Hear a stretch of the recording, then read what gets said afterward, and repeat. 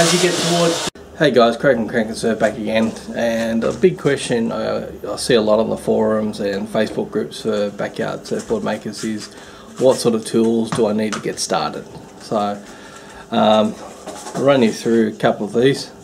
That's a dog in the background making noise, but this is probably the first tool that I ever bought. This is a what they call a surf foam or a shore foam.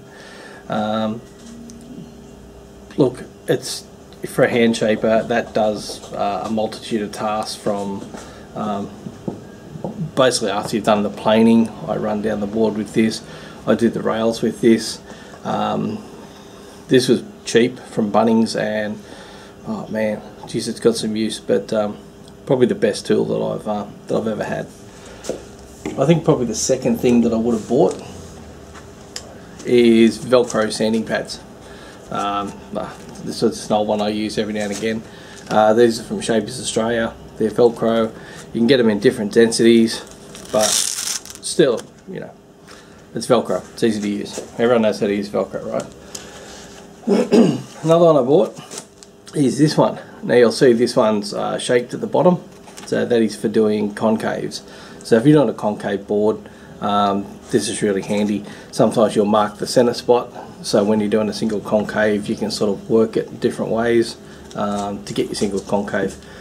Again, Shapers Australia, I think they're about $25, but for the investment they're fantastic. With these ones as well, you can get a what they call a soft foam. These are really good for doing rails because they don't really dig and give you an angle. You can sort of shape them, conform them to the rails a bit. This one's actually got gauze on it, so it's a light gauze, and I use that for basically doing the rails and doing like a final finish. Another good cheap thing to buy is actually gauze.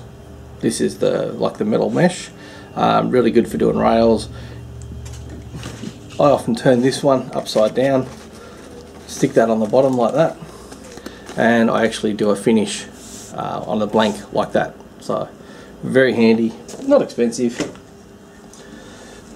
This is a tool I made for doing rails. So if you're doing say a pin line, or you're doing something where you need to tape off, they'll give you the consistency of the shape, because basically it just sits on the edge and just runs along, and it'll go from the nose down to the tail.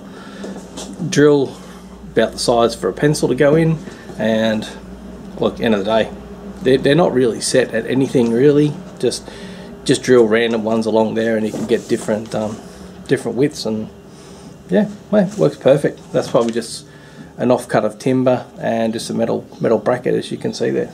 Pretty basic. This is one, I think I bought this from like Midget Farrelly's or Backyard, like yeah, whatever Farrelly's business is in Sydney. But it's just a set of calipers for measuring the distance. You could probably just make those out of ply if you're really keen. Yeah, I just couldn't be bothered, so I just bought them. It was easier. Not expensive, pretty cheap, so go for it from those. Now this little special tool here, now you'll love this one. So this is for doing fin angles if I ever have to reset a fin. This is a kid's toy that come in a set of, you know, little kids plastic tools. But believe it or not, once you set an angle of a fin, you turn it round, you can set the other angle of the fin. To buy one of these from a shaping company is about $55, $60. This one probably cost $1. So it does the same thing. There's no secret. It's just, it does the same thing as the fin markers. Yeah, if you want a 5 degree, you work out your 5 degree and you tighten that up and set it. Like, you don't need to spend a lot of money on that. But anyway, this is my new baby. So this is the Ryobi cordless planer. I think it's an 82 mil or something cordless planer. It's a battery system, so you just put in the Ryobi +1 battery. I've also got the drill, the blower, all the stuff that goes with it, different things. But I've actually found this to be the best planer I've had. My first planer was a cheaper Zito from Bunnings, cost about $40 or something. Yeah, hey, did the job. It didn't last. It died a very painful death. These have a 6-year replacement warranty, so if this dies in 6 years, they replace it. They don't repair it, they just replace it, and you get the batteries with it. So for what I do in the shed, this is perfect. It's a really good blade, it's a really smooth cut. Yeah, can't recommend that one enough. That is awesome. Good bit of gear.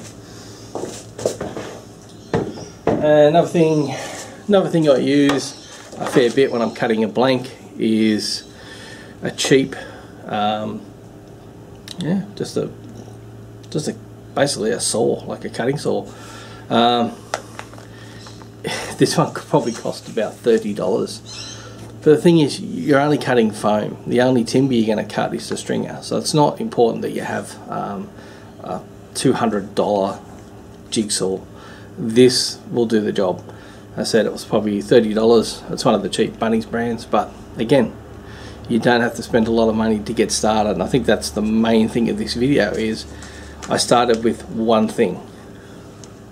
I started with that.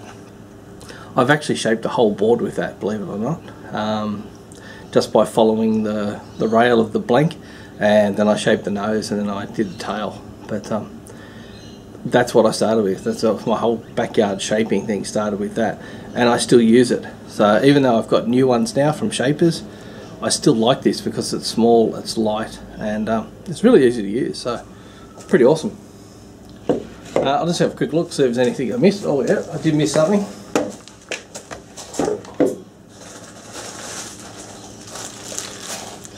So I've showed you these in videos before. These are just plastic tumblers from Coles, Woolworths, your local supermarket, and the same with spoons. So that's a pack of 50 dessert spoons. I also get the teaspoons. They basically are for mixing resin, same as the cup. I mix resin in them when I'm doing repair jobs and little areas where I want to put it on the resin edge on the tail of the board. Perfect for doing that. Really easy, cheap. They're like $1. Like, you can't get any cheaper than that. It's good. So that's pretty much majority of the gear I use. I have other stuff that I have here. I've got other sanding pads. I've got my sander. This one's a cheap one from Super Cheap Autos. Look, it's about, I think about $100, but that was one of the investments I made pretty early. I do remember trashing one. I had to buy a second one, but pretty cheap. You just get the pads in different densities from Shapers Australia, or as I said, Farrelly's in Sydney. I'll remember their name at some point, but yeah, look, they're really good. They're easy to use. I use the hard one for doing repairs. When I'm sanding a board after it's been glass, I use a soft pad. So you just, when you got some cash, you just buy and just add to it. Best thing about this sander, it comes with a polishing head as well, so you can put the polishing head on. Basically that's the polishing head, so it comes with it, so pretty handy. You can get heaps done. But another thing is if you eat yogurt or you eat fruit in the little plastic cups, just keep the plastic cups. Ice cream is really good too. Just use them. Chinese containers that you get Chinese food in, anything, ice cream, stuff like that. Keep the containers, they come in handy when you're shaping and doing repairs. So that's pretty much it. So I hope everyone is surviving the coronavirus pandemic. Look, for a lot of us it's a good time to get in the shed and play with surfboards. I've made one since I've been on self-isolation, so really good time to spend some time in the shed. So I hope everyone's going good. Look, like and subscribe. I'll try and bring you some more videos pretty soon. I'm working on another project at the moment, which is the camper van, so we'll get that done. But yeah, hope everyone's keeping well. Look, if you can support the channel, we have a Patreon as well, which is basically look up Crank and Surf under Patreon, and look, even if it's $1 or $2, it helps to fund the videos. Cheers guys, hope everyone's staying safe and you're at least somewhere getting some waves.